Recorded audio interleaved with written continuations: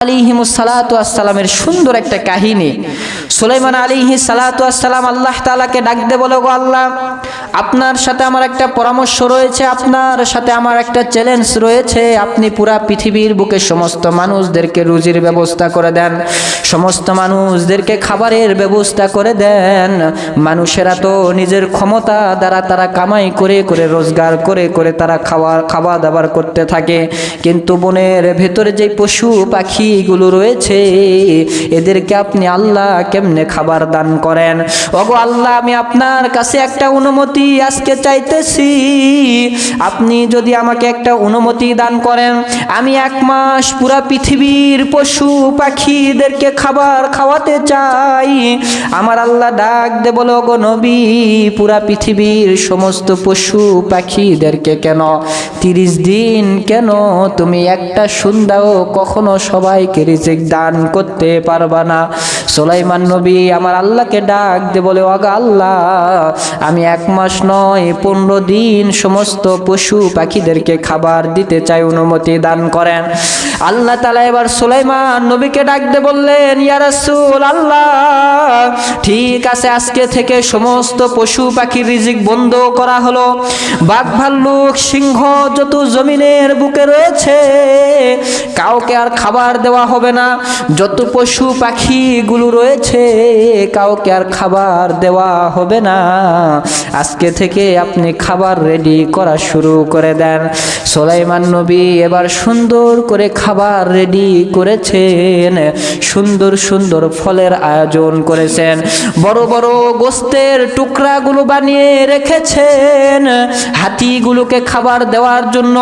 বিশাল বিশাল গাছ থেকে ফল নিয়ে এসেছে। এখান থেকে শুরু করে আমাদের জয়পুরহাট পর্যন্ত সুলাইমান নবী খাবারের লাইন ধরে দিয়েছে।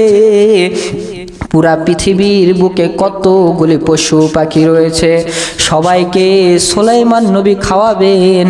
এই উদ্দেশ্যে খাবারের প্লেটগুলো সাজাইতে সাজাইতে একেবারে 30-40 কিলোমিটার রাস্তা পর্যন্ত খাবারের প্লেটকে সাজায় রেখেছেন। খাবারের প্লেটগুলো সাজানোর পরে আমার আল্লাহকে ডাক দে বলে, ও আল্লাহ, কাদের দ্বারা আমি আগে শুরু করব আপনি বলেন। আল্লাহ তাআলা ডাক দে বলে, ওগো নবী, আপনার যাকে ইচ্ছা হয় তাদেরকে আপনি আগে খাবার দান করেন। বাঘদের যদি ইচ্ছা হয় বাঘেদেরকে খাবার দেন, যদি হরিণদেরকে ইচ্ছা হয় তাদেরকে খাবার দেন, আবার যদি পশু পাখিদেরকে ইচ্ছা হয় তাহলে তাদেরকে আপনি খাবার দিতে থাকেন। এইবার সুলাইমান আলাইহিমুস সালাতু ওয়াস সালাম তার সিংহাসনের ভেতরে বসে আছেন। সমস্ত মানুষদেরকে ডাকলেন, সাহাবায়ে কেরামদেরকে ডাক দিয়ে বললেন, ও আমার সাহাবী, তোমরা শুনে নাও, তোমরা পরামর্শ দাও কাদেরকে দ্বারা খাবার শুরু করব।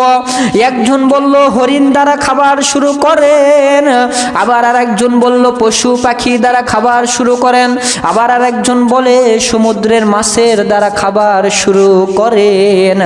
যখন এভাবে বলা বলি শুরু হয়ে গেল, সুলাইমান নবীর সামনে জিবরাইল আমিন এসে ডাক দিয়ে বললেন, ইয়া রাসূল আল্লাহ, আপনি কখনো সিদ্ধান্ত নিতে পারবেন না, কারণ আমার আল্লাহ দুনিয়ার বুকে কত আল্লাহ আমার রিজিককে বন্ধ করে দিয়েছে। আমার আল্লাহ বলেছে আপনি নাকি আমাদেরকে খাবার দিবেন, তাড়াতাড়ি খাবার দেন, আমি খাবার খাওয়ার জন্য আপনার কাছে এসেছি।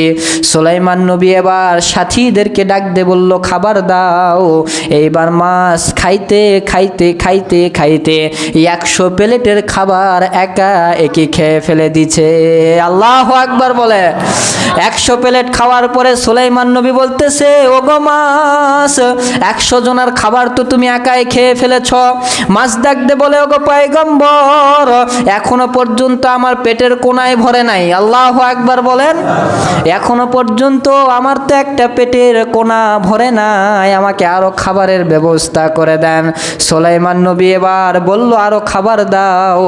আবার 100 প্লেট, 200 প্লেট, 300 প্লেট খাইতে খাইতে খাইতে খাইতে 300 প্লেট খাইতে খাইতে সবগুলোকে খেয়ে শেষ করে দিলেন।